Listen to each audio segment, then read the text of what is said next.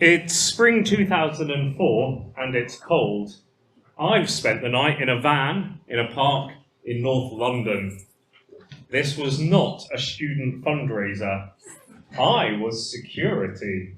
It was for staging and other equipment ahead of a special multicultural festival that we had been planning for months. The place, North London, and the British National Party were seeking election to the European Parliament.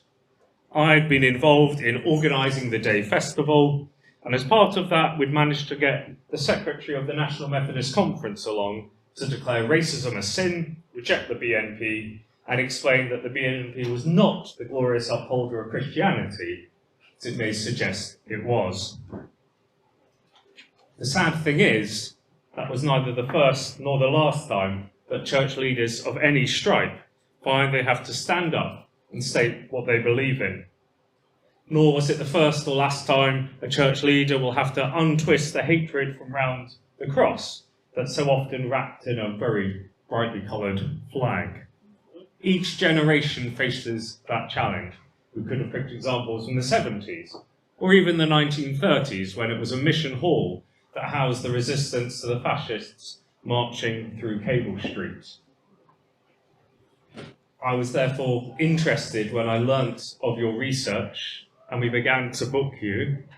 And then as our hearts broke over the summer, as protests and violence wrapped up in all sorts of things which no doubt we'll cover, meant that your topic moves from just something I'm interested in to a very pressing concern. Ladies and gentlemen, it is my privilege and pleasure to introduce Helen Painter, founding director of the Centre for the Study of Bible and Violence and a tutor in biblical studies at Bristol Baptist College, and also Maria Power, senior research fellow in human dignity at the La Casas Institute for Social Justice, Blackfriars Hall, Oxford. She's a research fellow at the Centre for the Study of Bible and Violence. And between them, they've carried out research, they've published a book for sale at the back, and they'll be speaking to us now about just some of what they've discovered before inviting a time of conversation and reflection together. Thank you both.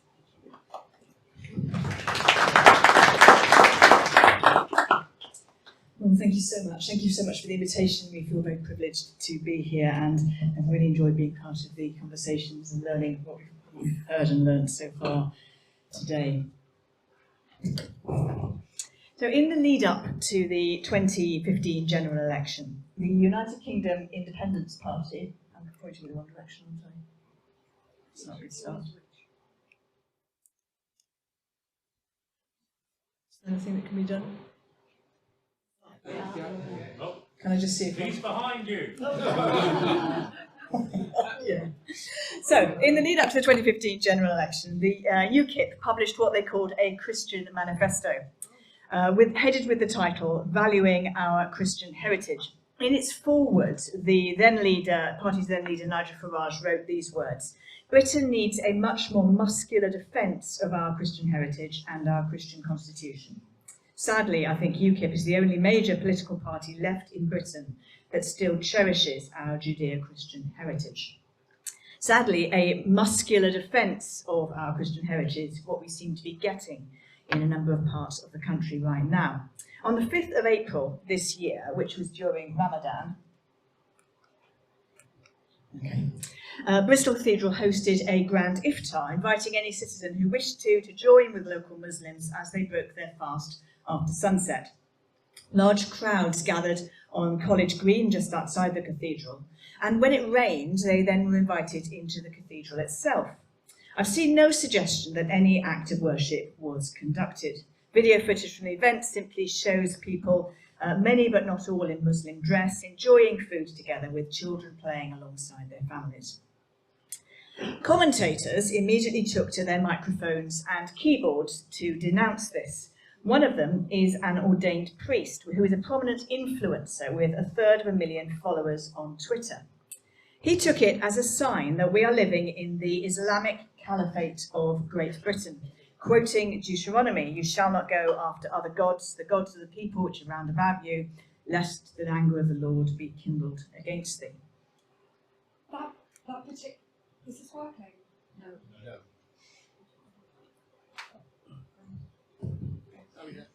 That particular Twitter thread attracted over 6,000 readers, with many people chipping in to call for defence of our land, exorcism of the cathedral, and most disturbingly, for crusade.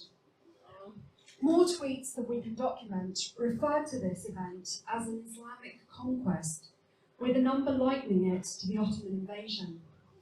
They took over Hagia Sophia in 1453.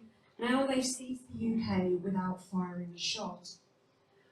A prominent YouTuber employed this theme in a video which has attracted 6,000 likes. He said, after they basically conquered the Bristol Cathedral, one of the organisers called the event unique and historical.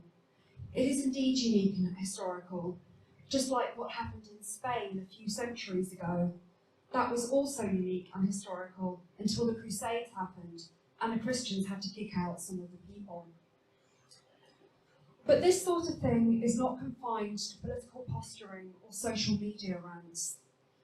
In 2014, members of the political organisation Britain First invaded mosques across the UK with army-issued Bibles. The intruders called it a Christian crusade.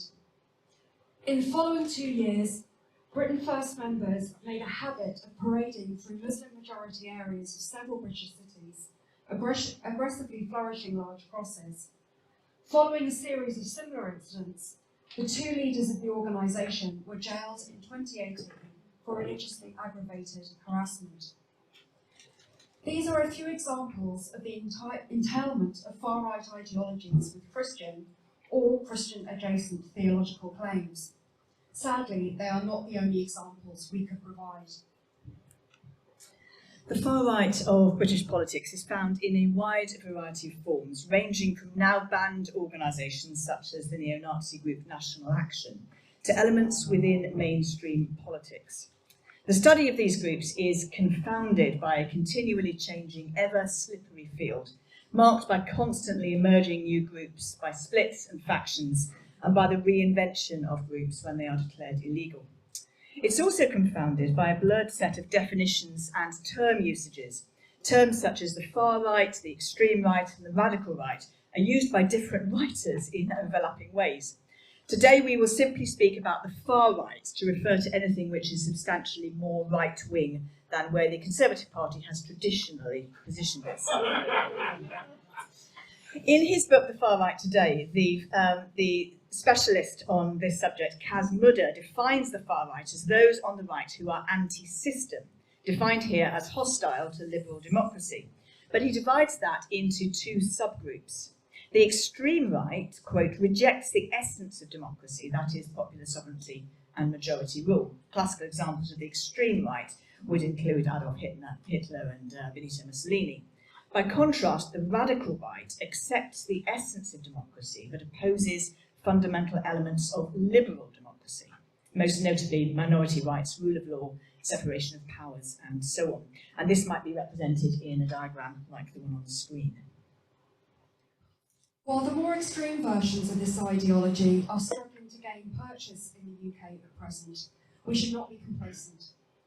Many countries in the rest of Europe and beyond have not proved so immune.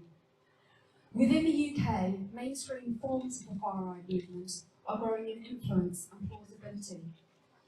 The 2024 report by Hope Not Hate plots a significant advance. Even in the past year, both within fringe political movements and within the Conservative Party itself, as well as in popular news outlets such as GB News.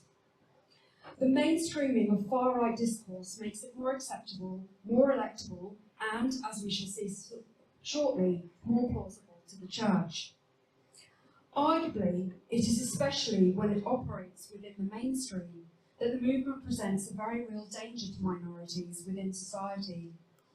The Overton window is a model used to describe the way that it is acceptable the Overton window is a model to describe the way what is acceptable in public speech can shift over time. In recent years, it has shifted considerably to the right, permitting many prominent individuals, not least 2 consecutive Home Secretaries, to express views and use rhetoric which 20 years ago would have been unthinkable. A recent research project conducted by Hope Not Hate analysed 660,000 telegram messages sent in a 2-year period. They proved that there were significant spikes in anti-migrant hostility following key government pronouncements on the issue. At this point, we have to stop talking around the subject and actually start identifying the key ideological features which mark these movements. But this is not a tidy, self-contained catalogue. For example, some far-right groups exhibit flagrant anti-Semitism, usually alongside Islamophobia, while others, especially since October the 7th last year, are energetically pro-Zionist while still being Islamophobic. An indicative list of ideologies would generally include a cluster of some or all of these. So first, a nationalistic urge tending towards ethnic homogeneity. This may be accompanied by what's known as dog whistle racism, where certain neutral terms are used as a substitute for explicitly racist ones, which permits plausible deniability to the speaker. A good example of dog whistle racism is the use of the squid image in political cartoons and the like. It looks like simply a harmless and meaningless artistic flourish, but it's actually a reference to the conspiracy theory of a global Jewish cabal with its grasping, strangling tentacles in every area of society. I did consider putting an image up, but actually I'm not going to reproduce it because it's too offensive to do that. Secondly, in a drive towards this preference for ethnic uniformity, there is often a strong anti-migrant invective. And here again, I might have put up a screen grab of some newspaper headlines to illustrate my point. But actually, the dehumanising language coming out of some of the tabloids is not something I'm willing to propagate, and I'm sure you've all seen it anyway. Dog whistle racism comes into its own here. We don't want to dilute the Christian values of our nation with Muslim immigrants may actually be code for we don't want any more brown-skinned people in our streets. This notorious photograph is another good example. Captioned "Breaking Point," it exploited and propagated racist prejudice while ostensibly speaking about the more neutral matter of border control. The photograph was not, as implied, a picture of swarms of migrants invading the British Isles, but of refugees crossing the Croatia-Slovenia border. Tellingly, the only prominent white person in the original photograph was obscured by a text box.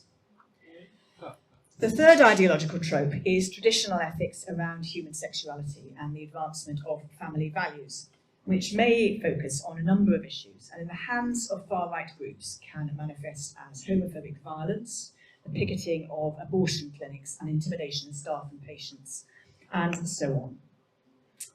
Fourthly, anti-Semitism, and as I outlined already, this is a variable element.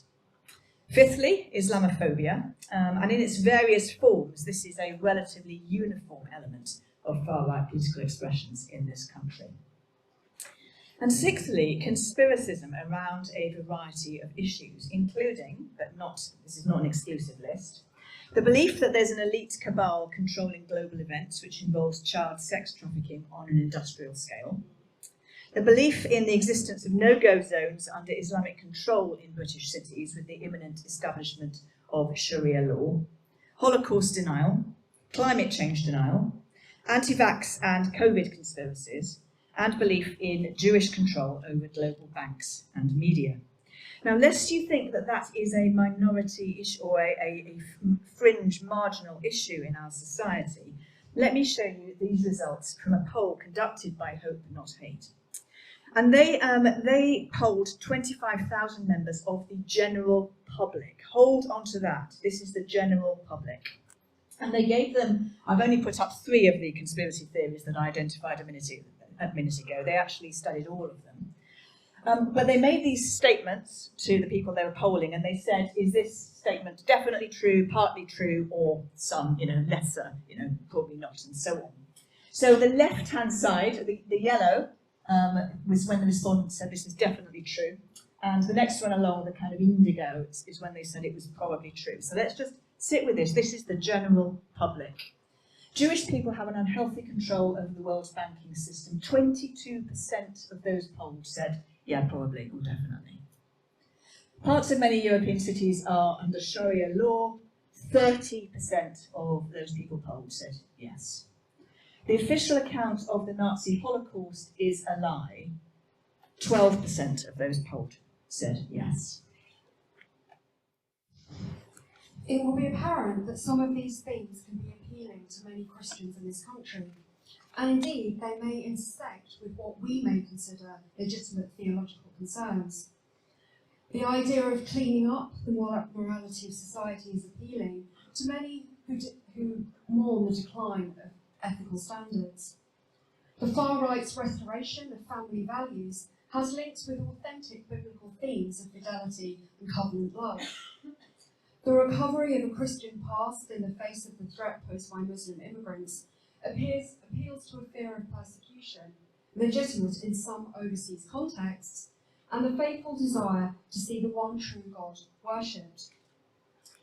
To give you an idea of the prevalence of some of these ideologies in the British Church, let me tell you about a study conducted by the Pew Research Centre in 2018, which surveyed the attitudes of Christians in 15 Western European countries, including the UK.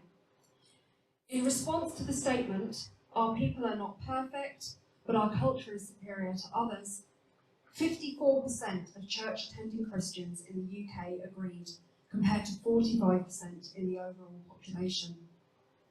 A second statement, that it is somewhat important to have a British English family background to be truly British English, generated a 72% agreement from church-attending Christians, compared with 53% in the overall population.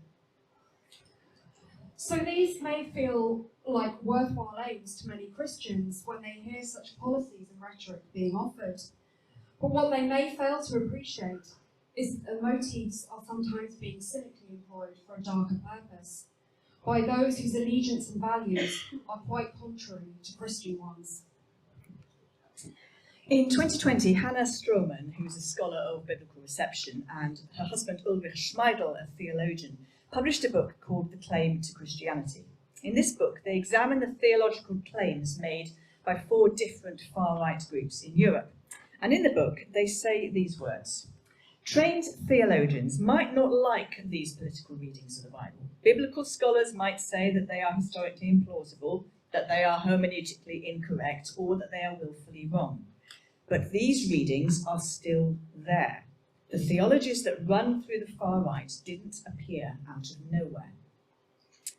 Now, for those of us in the church, especially those of us who are in church leadership, these words really should disturb us. Stroman and Schmeidel are challenging the church to stop disowning the issue as someone else's problem, and to face up to the uncomfortable fact that it is Christian or Christian-adjacent theology that lies behind some of these movements. Well, in the spring of 2022, I put in a grant application to the British Academy, aiming to organise and run a colloquium on the topic of the far right and the British Church, using Stroman and Schmeidel's book as a starting point for our reflections. We were delighted that our application was successful, and the work I'm about to describe now wouldn't have been possible without the British Academy's generous support. So in May of 23, we gathered this group of 14 invited participants for a 24-hour consultation, which we conducted at the Bristol Baptist College where I work. And as you can see, they represent an international, ecumenical and interfaith and interdisciplinary group, with academic experts in a variety of fields alongside those with on-the-ground experience of helping the church to respond to democratic threats made by extremist groups. Our task was to consider how the UK Church should respond to the rise of the radical right. Participants considered the Stroman and Schmeidel book in advance and then wrote a paper outlining their own position on our research question, which was this: how should the UK Church respond to the rise of the radical right, especially in view of the theological rhetoric made by some far-right groups, and with particular attention to the challenges raised in the book The Claim to Christianity? Following our discussions, each participant went away to write up their reflections in the light of our conversation, and these have been published by SCM as chapters in a book which we have entitled The Church, the Far Right and the Claim to Christianity. At the end of the book is my own concluding chapter where I reflect on the conversations that we had. Believe me, we didn't all agree as we met, and I tried to draw together some common themes and strands. Out of our discussions, I've distilled 10 concrete recommendations for the UK Church, and we're now going to summarise them in brief.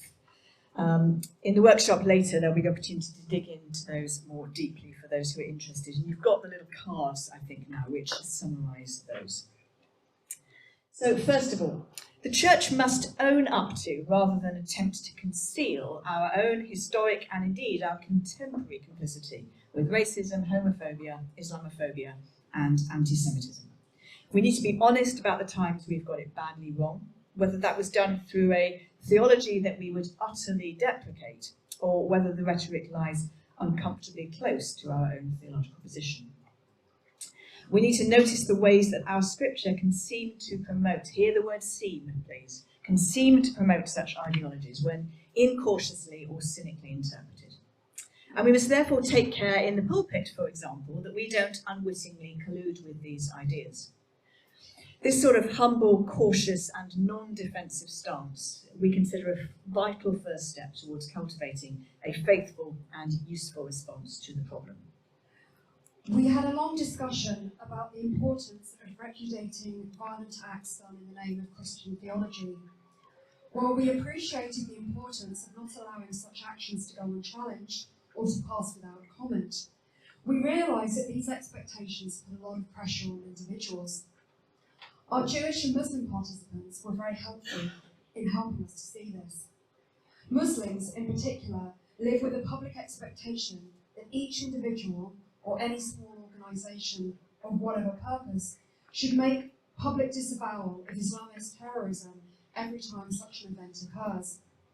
Our conclusion was that the disavowal of violence perpetrated in the name of the Church is an important public act, but the responsibility lies with denominational leaders and other thought leaders, rather than with every individual church member.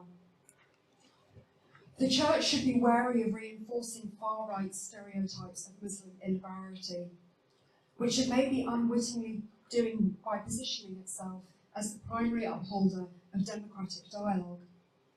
Sometimes the urge to stand in neutrality, to hold open spaces where all people of goodwill can meet to dialogue, implicitly positions the Church as the prime upholder of democratic values and positions others, such as Muslims, as the beneficiaries of that at best, or at worst as threats.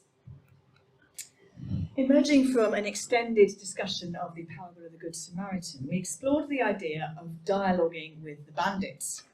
Many of us will have the commendable instinct to want to dialogue with those on the far right, to try to persuade them to more reasonable ways of thinking.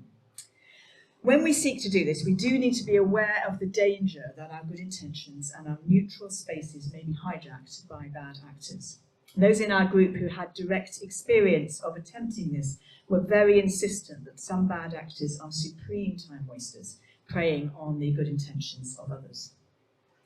Such problems can partially be mitigated by agreeing rules of engagement in advance and then making sure that we enforce them.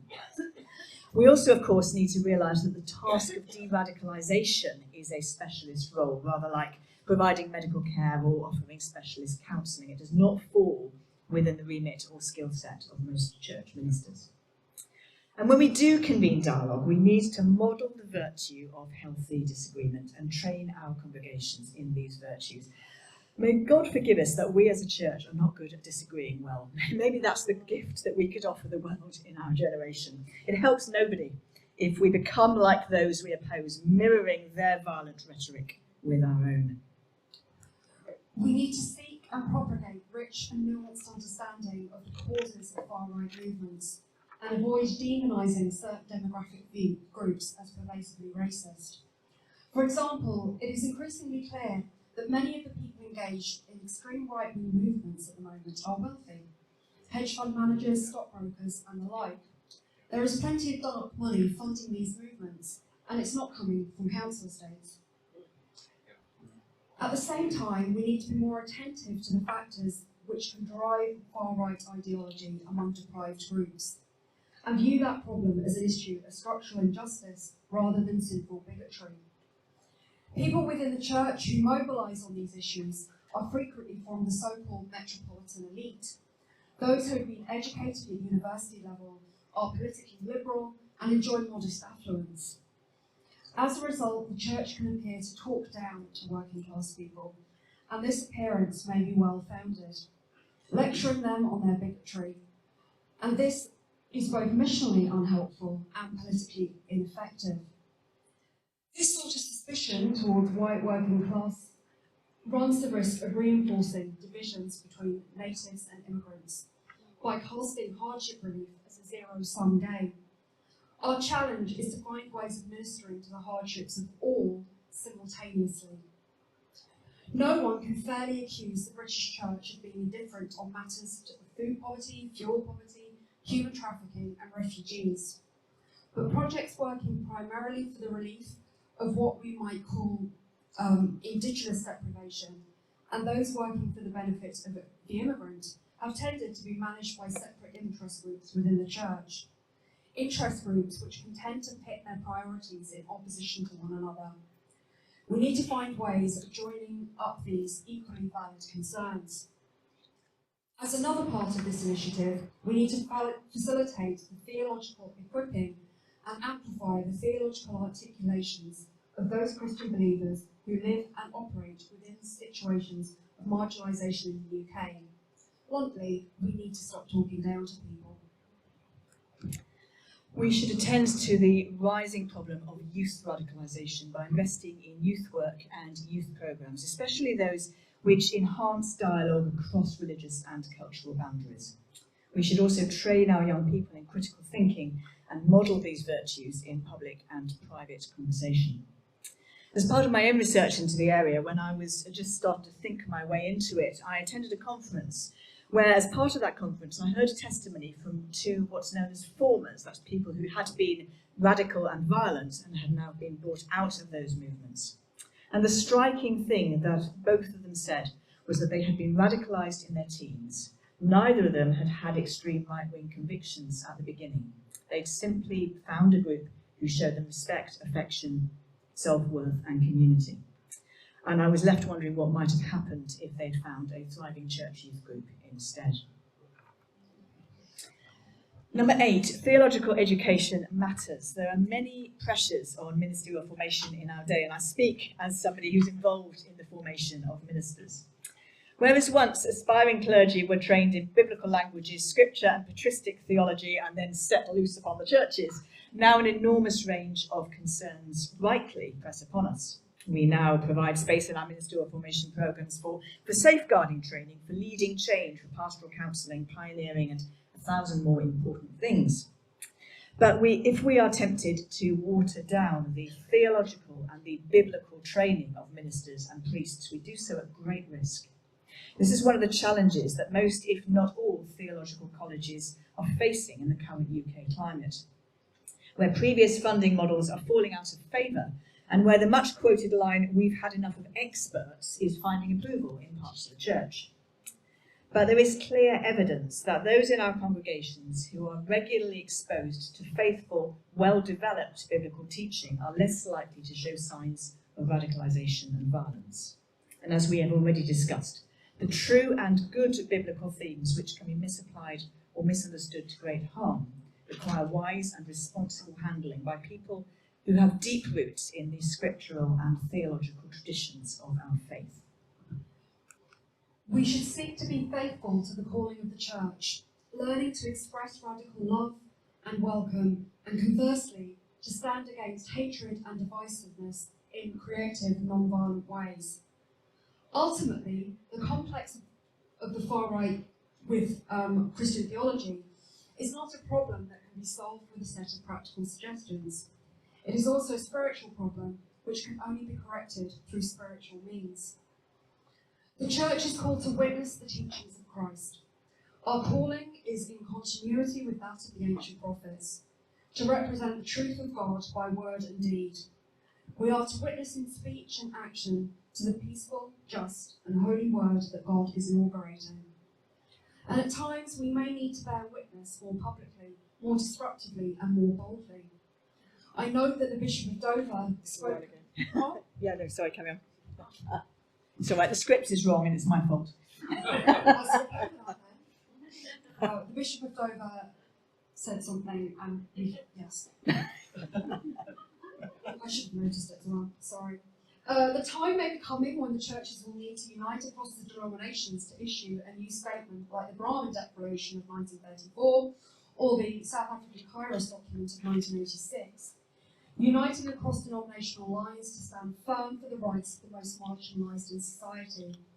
The time may come when we need to lay down our entitlement to gift aid in order to retain our ability to operate without government interference. Now I'm going to speak for a moment from my position as a non-conformist, specifically as a Baptist minister. And let me just say that every single time I have done this in an audience that isn't exclusively Baptist, I've got myself into hot water. So let me put these caveats, which I always say, but let me say them really clearly, and please remember these caveats. Ours is not the only faithful tradition, nor is it the only ecclesiology which possesses theological resources to resist the rise of far-right and nationalist politics. But the dissenting tradition does contain a long history of trying to avoid being co-opted to systems of power, and the deep principle of shunning positions of political privilege, at least in structural terms. We might usefully draw upon these memories. Those of us who are in this tradition would do well to rediscover our history and to tell it afresh to a new generation. We should teach our young people it is wild and dangerous to be Baptist. I'm so sad that I think that people imagine the word Baptist means kind of boring and middle of the road, and it really doesn't. Religious freedom, the celebration of multiculturalism, ministry from the edge to the edge, criticising the powerful, not the weak. These are all deeply Baptist themes, and those of us who are from the dissenting churches should rediscover this tradition and offer it as our gift to the struggle. But Jesus said, "The kingdom of heaven is like a mustard seed that someone took and sowed in his field. It is the smallest of all the seeds, but when it is grown, is the greatest of shrubs and becomes a tree, so that the birds of the air come and make nests in its branches. The kingdom of heaven is like yeast that a woman took and mixed in with 3 measures of flour until all of it was leavened." This fundamental truth is often overlooked by those who seek to employ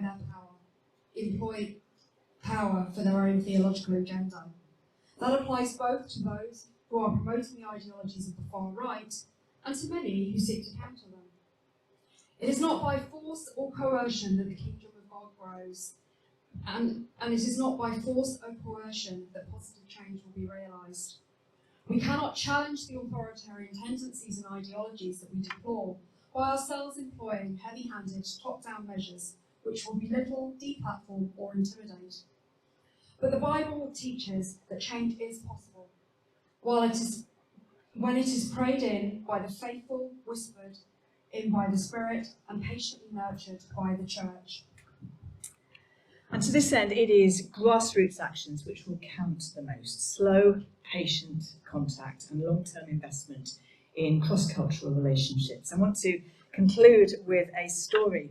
This is Easton in Bristol, where I live. I don't live in Easton, but I live in Bristol, about 3 or 4 miles from here. In the middle of this thriving Muslim majority area of Bristol, St Mark's Baptist Church has attained a well-deserved reputation for generosity, service and community participation.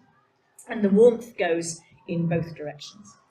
When we at Bristol Baptist College took our first year students down there in Welcome Week last year, we were charmingly and generously kidnapped, in inverted commas, by the leader of the local mosque, which stands directly opposite the church. "Come and visit my premises," he said. "Come and enjoy my hospitality. Come and show your students around our mosque." And everybody had a wonderful time. Patience will also be required for the necessary work of shaping the hearts and minds of future ministers by the process of theological education. And patience is needed for the nurturing of generous, open-hearted young people who are secure in their own faith and warm towards those who do not share it or whose culture is different from their own. And the week-by-week formation of the character of the people of God through the faithful preaching and exposition of his word is a slow, patient business too. By patience and through small things, we believe this is how the kingdom goes and this is how the kingdom grows. And we have confidence that God, by his Spirit, continues to breathe his life into the church, that he is calling to be a prophetic presence in the world today, no less than ever. Thank you.